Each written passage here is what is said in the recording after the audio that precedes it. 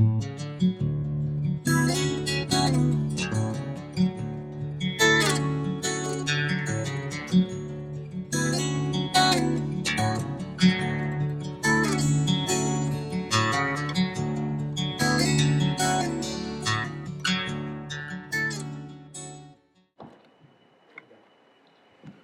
everyone for coming out today, and thanks for everybody who helped me get ready to give this talk. So I read earlier the Heart Sutra, and on first hearing it's very hard to make any sense of it, and probably on the 100th hearing it's hard to make any sense of it. It's a very difficult philosophical sutra. It is one that's often chanted in at least Zen Buddhist sanghas. And I remember one of the times we were chanting it in the sangha that I attend in Chicago. And then later during the discussion, one of the people there who's actually a monk said, and when we chant this sutra, we're not thinking about it philosophically. And I thought, oh crap, because number one, it's hard for me to not do that, and number two, it's very philosophical, and it's very strange. It's a crazy sutra in a way because it says there's neither this nor that nor the other thing, and everything is emptiness in the end, except it's not even emptiness in a way. And so sometimes this sutra is called not just the Heart Sutra, and the word heart in it really refers to this idea of prajna paramita, of the heart of wisdom. What is the core of wisdom? Some say, really the earliest versions of this sutra we have go back to about the 8th century CE. It's of, shall we say, difficult provenance, but some claim that it was one of the last sermons preached by the Buddha, and they sometimes call it the Heart Attack Sutra because it's so radical that it's said that even some of Buddha's closest followers, so-called arhats, who are Buddhas in their own right, are realized beings in their own right, just fell down dead upon hearing this sutra because it was so radical. So I spend a lot of time thinking about it, and I think it's an extremely interesting piece. And I did want to say, too, just by way of introduction, that I really liked what Willow said, because I think in a certain sense, the thing that makes Buddhism different from other, whatever it is, religion, thought system, belief system, commitment, is that it really does have this idea that there is the possibility of change. In fact, there's the necessity and there's, in a way, the permanence of change. There's no permanence except for change. And the idea there is that there's no essence that we're trying to get back to. There's nothing that we're trying to get back to. There's no essence at the end of things that's pulling us. Everything is change. And in a certain sense, to make sense of Buddhism is simply to make sense of that one idea of impermanence, of there always being change, of there never being anything that just is permanent and is always the same. In other words, you could say it's to make sense of this idea of emptiness, and I'll come back to that. So the other day I was telling someone about this talk, and I said that a good many years ago I had given a talk here in this room in which I was quite critical of Buddhism. And the other person asked if I was still critical, and I said, no, now I am a Buddhist. And the thing is, I still hold to some of the reasons that I was critical of Buddhism in the past. In philosophical terms, this to me has to do with what I find to be the most intractable and difficult question in Buddhism, philosophically speaking, which is the relationship between the idea of emptiness and the idea of compassion, or not just the idea of compassion, but the practice of compassion. So what is Buddhism? And that's a difficult question. And every question I'm going to raise here I think is so difficult that we could spend a long time talking about it, and we don't have that time. But I don't know if it's more difficult than the question, for example, what is Christianity? I suppose, though, with with Buddhism, there's that extra question. There's always that extra question, whether it's a religion or perhaps something else, perhaps a philosophy. But what is a religion? And that one's not an easy question either. And I often find that a lot of the people who are talking large in society today, especially kind of the what are sometimes called the four horsemen of the apocalypse and the new atheism, the two D's and the two H's. I'm trying to remember that. Dennett, Dawkins, Hitchens, and what's the other guy? Christopher Harris. Yeah. That they'll go on and on about religion and never define religion, and part of the problem there is that it's very difficult to define. And they tend to not really know much more about what they're really talking about than anybody else when you get down to the point here. So the more direct prod to talking today was the fact that when Dee Boyd, my great friend, did her exhibition on the history of this particular Unitarian Universalist Fellowship, she included the article that was about the talk I had given before. And I find that talk now, and in a way maybe this is always the case if you're trying to develop as a thinker and as a philosopher, but I find that talk now a little bit, shall we say, embarrassing, some of the things I said, also because I often shoot my mouth off without really knowing what I'm talking about. And so when I saw that article right on that panel over there, and rereading it, I thought, well, maybe 16 years later, it's time to sort of give a rebuttal to the talk I gave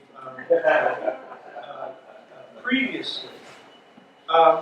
Although, really, the core of what I was saying then was that one of my worries about Buddhism is that in the West, it seems attractive to people who are, in a way, trying to flee from history, flee from personal political commitments, from personal political commitments.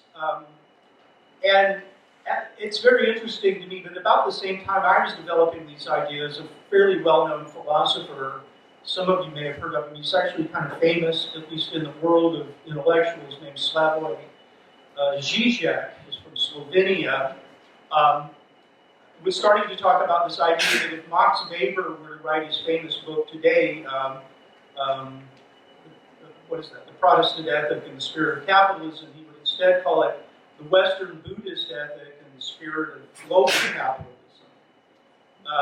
And he was making these arguments that there is a kind of attempt to escape from history in the appeal, especially of these ideas for Westerners.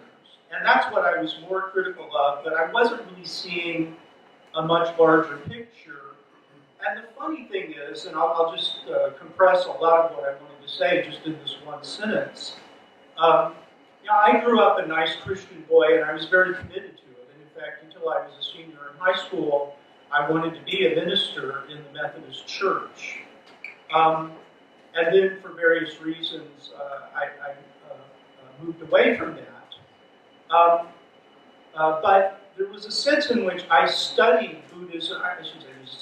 I studied Buddhism from a fairly early age. I was very interested in it when I was really around 14, 15 years old. I began to get interested in this. I was interested in it in part because it's so different from everything that I believed as a Christian. Seemingly radically different, but I also knew that tens and even hundreds of millions of people adhered to this faith. And so I just wondered what that was all about. And in fact, one thing in the paper that I probably won't read is that I used to belong to a group called Youth for Christ when I was in junior high and high school, and I would go to meetings, and one of the appeals for it for me was that growing up in Miami, Florida, a lot of our activities when we would do more recreational activities were on the water, and that meant that there was the possibility of seeing teenage girls in swimsuits, and so that was more of a draw than the actual Christianity part of it. But then on the other hand, because I was very sensitive and often embarrassed for myself to be seen in a swimsuit, I would sometimes say be on the boat instead of actually doing the water skiing or whatnot.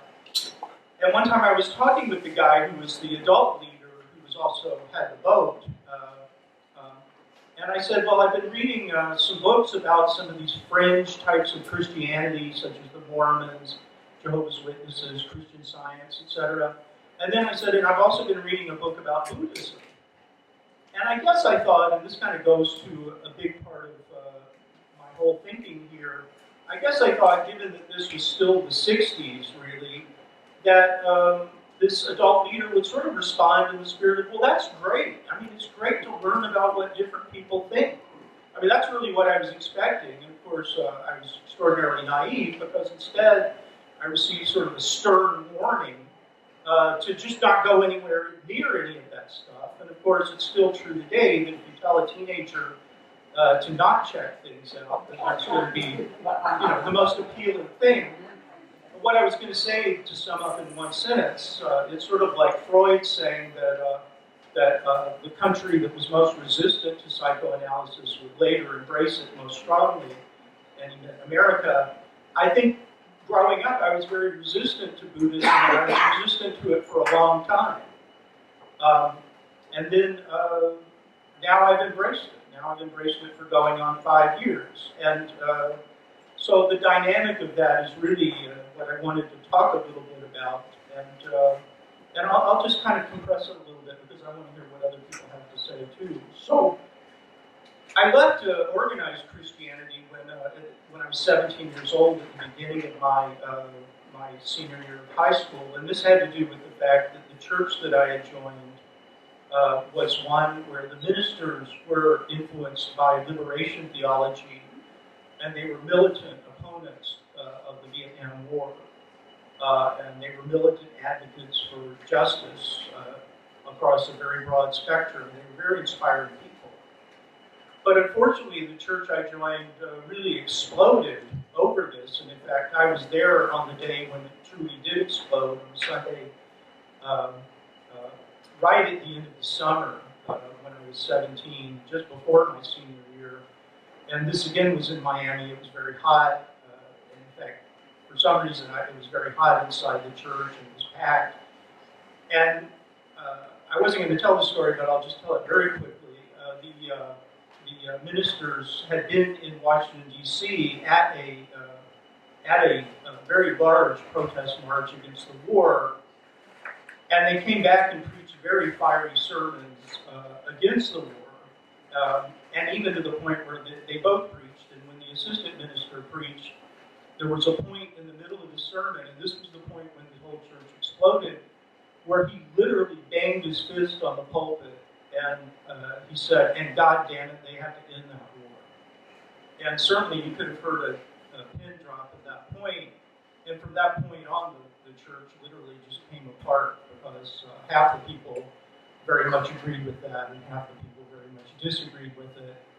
And interestingly, sort of the class dynamic of the church, the people who disagreed were also the better off sort of middle and upper middle class people, and who put out a lot of money for the church, and so were able to make certain decisions. And that was it for me for a while, and now I'm going to compress a lot more. So I left the organized Christianity. I just was fed up with it as it became sort of a hate and war church instead of a love and peace church. And I gravitated toward Marx and Marxism. I read tons of Marx in college and began to be part of organized Marxist movements, and then ultimately became a part of organized Maoist movement, which I was a part of for 25 years. And but one of the things I didn't really think about all through that very much, I mean, there were times where, as anyone reading Marx will do, and anybody following this out will do, they will see that behind Marx is a kind of scheme of understanding history that's not very different from Christianity. And there are even times when Marx and Engels will describe it that way, that there's an earlier state of an unoppressive communal society, then society falls, there's a fall, it falls into a long period that we're still in of class oppression, and then ultimately that gets resolved, and then we again have a new kind of communal society. I mean, this is a Christian story, essentially. Many people many people noticed that, and I still believed in it myself, and I believed in it in the sense of history, in a certain sense, with a capital H, replacing the notion of God. And I still find this very appealing, I should say. I do find it appealing what I think in a way is the central message of Christianity, that there's a kind of redemptive logic underlying the development of history. I find it appealing, but in a way, and this is a difficult philosophical problem we could talk about, I don't believe in it. I find it appealing, but I can't any longer believe in it. I don't any longer believe that there is an underlying logic to things. What I think is underlying is impermanence and change and contingency. In other words, I don't think anything's unfolding according to some necessity. But what brought me to that point? So in a certain sense, after being a kind of Western monotheistic Christian Marxist and even Maoist for 25, 26 years, some things happened about 5 years ago. Some of them were personal and some of them were larger. For one thing, the politics that I was a part of finally reached a point where it was rethinking some things and thinking that, well, gee, you know, Marx and Lenin and Mao, they're great and everything, but these guys have been gone for a long time now. And how much they have to do with how we understand things in the world and how things might change in the world, and how much they really even had to do with how things changed in the world in their own time, is something that we really need to seriously revisit. But this meant, of course, that movements that I was a part of, groups that I was a part of were coming apart. It was really like an ugly divorce, frankly, a lot of this kind of stuff. So that was one thing. That was a very big thing. Another thing was that a major thinker began to appear on the horizon, already a bit on the horizon in France, but now on a more global scale, named Alain Badiou. I think we'll get to a picture of him eventually. I had asked Barb to just sort of put up these pictures just for the heck of it, so you'd have something to look at, other than me, I suppose. And there's the great Jean-Paul Sartre and Simone de Beauvoir, a big part of my life, a huge part of my life, looking to them. On the other hand, not smoking. Those guys, along with Hannah Arendt, man, they could smoke some cigarettes. One of the things I actually put in the paper that I didn't mention was that, I mean, a very big thing in my life, and maybe for some others here, and I heard this said on the radio again the other day, recording with Muhammad Ali, back in 1963, 64, when he said that no Vietnamese ever called me nigger. This was an incredible moment, and even as a little boy, this had a big effect on me.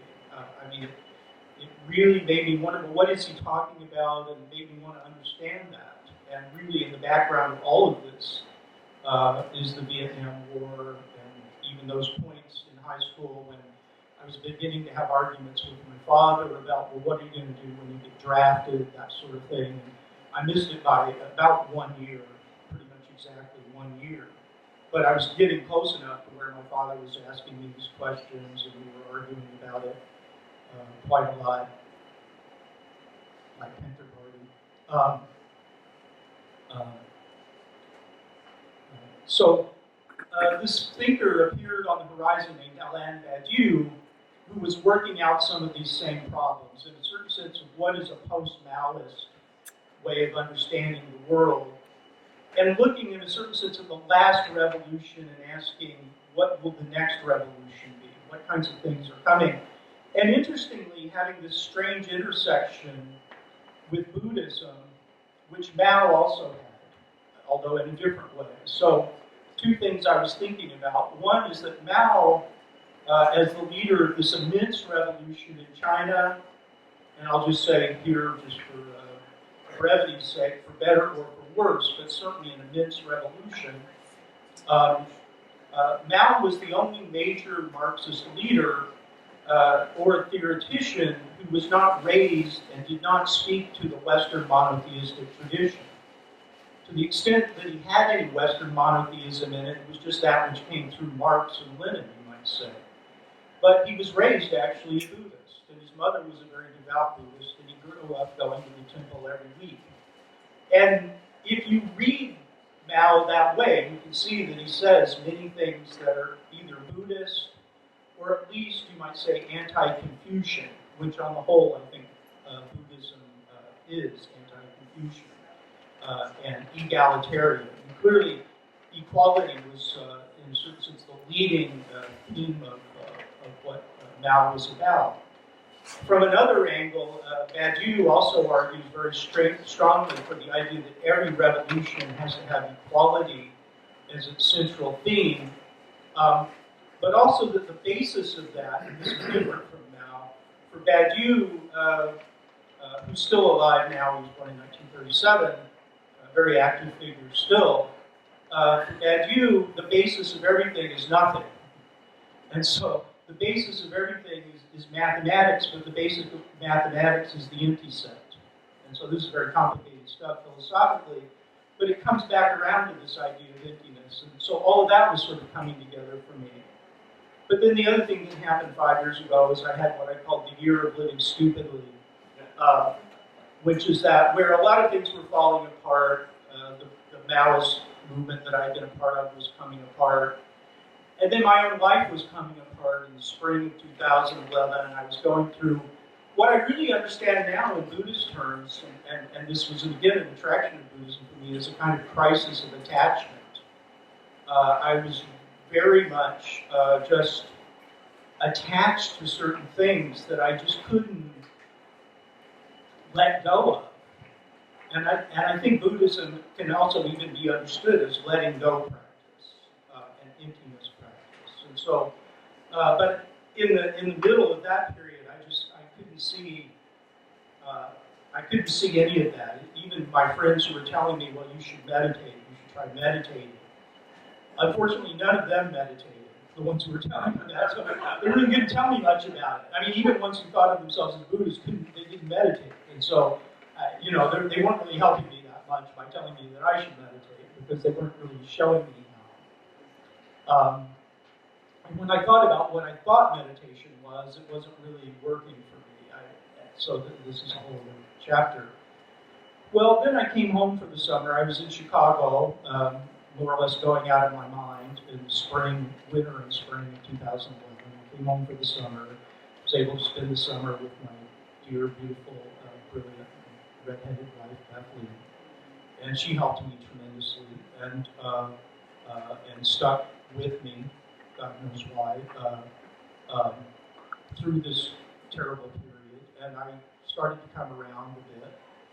But then I went back to Chicago and started classes, and then 2 days later I was riding my bicycle. Some of you know I'm very avid and used to be more militant bicyclist. And I was practicing for a 100-mile ride, and I was 40 miles into a 60-mile ride, and a van ran into me. And I got smashed up really bad, and I was in the hospital for a long time, relatively long time, 2 months and a day. And so then some things that were starting to come apart, you might say, really came apart, but the silver lining there is in a way they started to come apart in a better way. I mean, for one thing, if you're dealing with crazy attachments, then, getting hit in the pelvis by a van that's, where the guy's punching it and then flying through the air and then you slam into the pavement very hard, and broken bones and all that, big hole in my leg, that kind of thing. Nerve damage that I still have, but the silver lining is sort of now things are just going to have to come apart. There's not even any trying to hold them together. As you know, if you've ever spent a long time in the hospital, you have to give up everything. You have to give up embarrassment about your body. You have to give up embarrassment about going to the bathroom. You just can't. You can't hang on to any of those things. You just have to let go of all of it, and you really are just putting your hands in other people, and you're going to have somebody come in at 3 in the morning while you're sleeping and pull up your skirt, so to speak, and stick a needle in you, and all these things. And that's just, But I tried to take a lesson from it, as they say. And in the midst of that, all of a sudden, to be honest, Buddhism started to make a lot of sense. And it really came together for me in a way that it hadn't before. And now I think I'll just make a long story short and say that, so I did some reading. I read a book by a guy named Brad Warner, who's sometimes called the Punk Zen guy. He had some good instructions about how to practice, how to sit, that made sense to me in ways that my friends were telling me to meditate. It didn't make sense, but this made sense to me. I thought I'd try it. I started to try it, and I've been doing it for 5 years. And when I went back to Chicago after my accident, I began to I joined a Zen temple called Ancient Dragon Zen Gate. I'll just tell one story about that very quickly.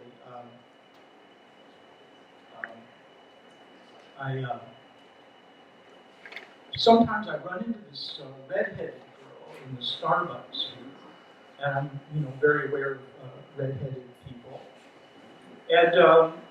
And later in the day, I saw her in the grocery store with her mother, and so I was chatting amiably with them then. And then a few weeks later, I ran into them at the Wendy's on Ohio, and I was asking this girl if she was in school. It turned out she was a senior in high school. I thought she was in college probably, but I asked her what she was going to do afterward. She said she would probably become a missionary, and that she wanted to be a missionary in China, and that she attends one of our, I think it's called Salina Christian Academy, something like that, so one of our sort of fundamentalist Christian schools. Yeah, I wanted to say, don't go to China, please. Christianity is growing in China. It's an interesting thing. I can tell you about it. I've done a lot of research on it. I've talked to a lot of people.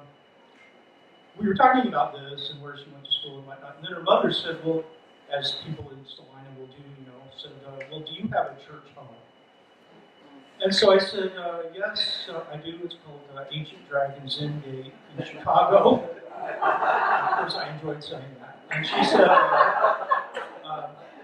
said, oh, is that Buddhist? And I said, yes. And she said, well, do you believe in God? And I said, well, no, not really, not by any definition you would accept. And she said something that often said, well, where do you think everything comes from?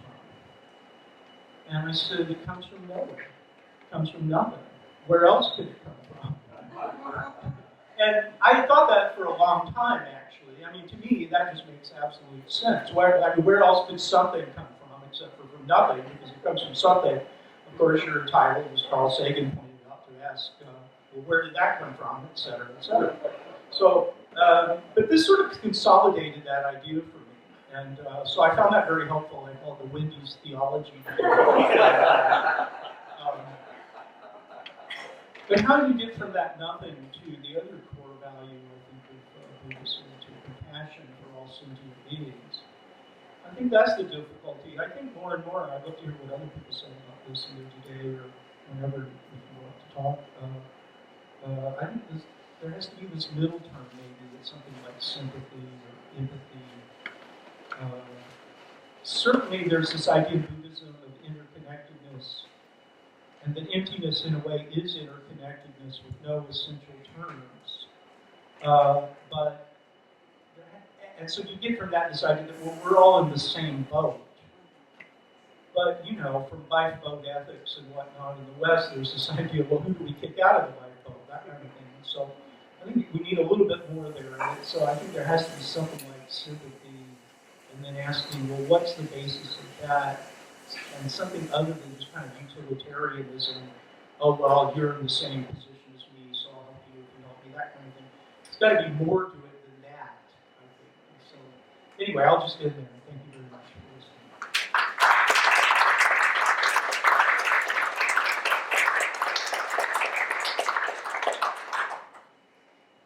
If anybody has any comments or questions for Bill, I'll pass the microphone around.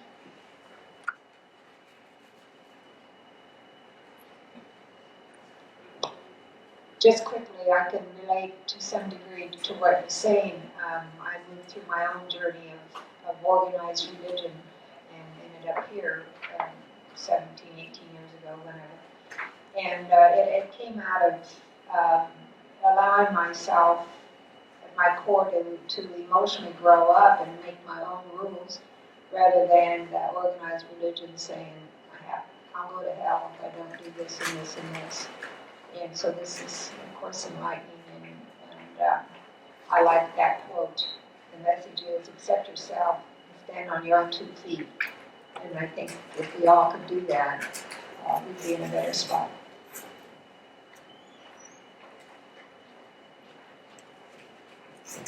I had a chance meeting through my guitar instructor with The Sounds of Silence with Simon and Garfunkel. And I thought about that several times and got renewed to the lyrics, but it says, "Hello darkness, my old friend, I've come to talk with you again. Because a vision softly creeping left its seeds while I was sleeping. A vision that was planted in my brain still remains within the sounds of silence." I'm going to go on and on. It's worth looking at by itself. But one passage in particular, I think speaks to what you're talking about, Bill. "In the naked light I saw 10,000 people, maybe more, people talking without speaking, people hearing without listening, people writing songs with voices never share. No one dare disturb the sounds of silence." That's a beautiful song. And the words of the prophets are written on the subway walls. I mean, one thing I didn't, it's in the big talk, which I can send to you, so if anybody wants it, you can get my email address and I'll send it to you. I didn't mention the big influence of John Cage on my life, who I discovered when I was a freshman in college. And of course, silence, for him, silence is just as much a part of music as sound, or darkness, for example. In Buddhism, the dark is not something to be feared or condemned. There isn't that duality of light and dark. I mean, there's light and there's dark, but there's no one is the good and one is evil. And so, for example, I think Buddhism is one of the few religions, and maybe the only, well, I shouldn't say the only, but it's one of the few religions where the moon is just as much a symbol as the sun. So I think that's all. It's very interesting. The other thing I was going to say, which I didn't say in the talk, I admit that you begin with it, but is the role of the Beatles in everything. I mean, in a way, I just think more and more that almost everything that's important to me in one way or another came out of the Beatles or came through the Beatles. And that includes, John Cage and John Coltrane and all of that. And so, and the Sound of Silence. Something you said at the beginning of your presentation and something you said at the end kind of connect for me, and maybe that's the way you intended. But at the beginning you made a comment about some of the new atheists and some of the arguments that you hear from those folks. And then at the end you talked about something from nothing, and what else could it be? And it strikes me that in some of those arguments that you hear from the anti-religion, the anti-God arguments, to argue against something, you have to have a definition of what that is. And I think it's interesting that when you look at that, you find them defining the divine in a very similar way to what the very fundamentalist, very basic, very literal interpretation of what the divine might be. In other words, they kind of set up a straw man and then proceed to demolish it. And I think that if you look at things in a broader sense, in the something from nothing kind of category, it's hard to argue against something or something that you really don't understand and can't put together in your own head. And so to me that resonated a little bit. It just we don't know, we don't understand, and I think it's important to start from that basis when you embark on a spiritual journey. Well, yeah, and I think one thing that's missing from new atheists is that they don't really have a feel for what you might call the attitude of the seeker. And I don't just mean a religious or a spiritual seeker, but any kind of seeker. Because it seems to me people also come to science with that attitude. But somehow they don't. I guess another thing that sort of speaks to that is that there's a saying that some of my favorite Zen people like to say that Zen doesn't answer your questions, it questions your answers. And these are some of the new atheists. I don't really think have much of a feel for that kind of attitude or approach to it. Okay, Bill, I think that's all the questions we have for right now. And it's time. Thank you very much.